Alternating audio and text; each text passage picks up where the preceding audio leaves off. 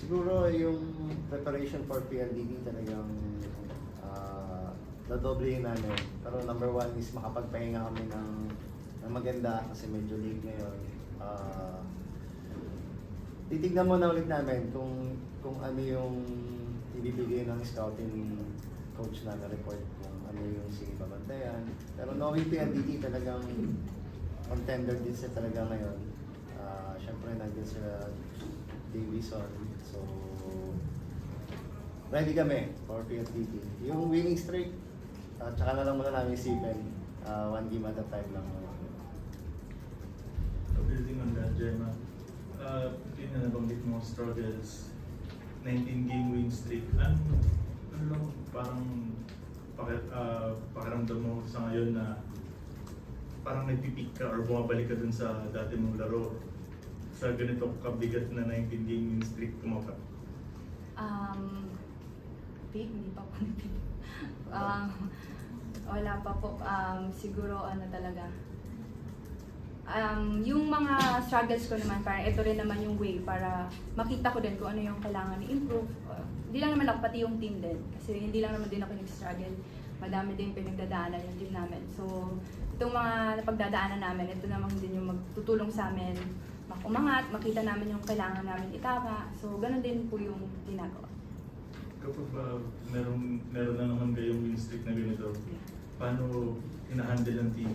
Pressure or hayaan lang, laro lang muna tayo? Parang lagi, parang every conference naman po, May pressure. Yeah, wala na po. Lagi lang kaming training, alam mo, gising kami ng maga, punta ng court, training lang.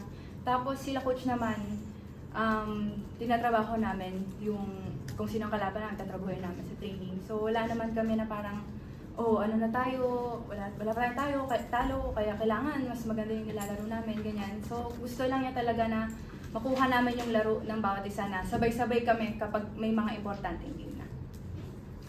Gemma, nasabi mo nga, Gemma, na wala ka pa dun sa form na gusto mong makuha. Siguro ano lang yung gusto mo bang gawin in training, whether it's in training or sa games na para makuha nga yung lang? Sa training. Yung training kasi, araw-araw naman skills kasi yung ginagawa namin. So araw-araw naman kami nag-receive, nagdidig, na pumapalo, nagbablock. Pero kasi kung kalaban mo, yung self mo, ganyan. So medyo talagang mahirapan ka. So yun talaga yung wino-workout ko ngayon na talagang labanan ko ano yung mga negative na iniisip. And actually naman ganyan. Yung ito namang mga na-feel ko, ito rin naman yung magpapatatag sa akin. And sana pag kailangan na, alam mo yun, gagana na, ganun. Gemma, yun nga next game nyo, PLDT, medyo dikit na yung mga laban nyo ngayon. So sa player side, ano lang yung magiging preparations nyo heading to that?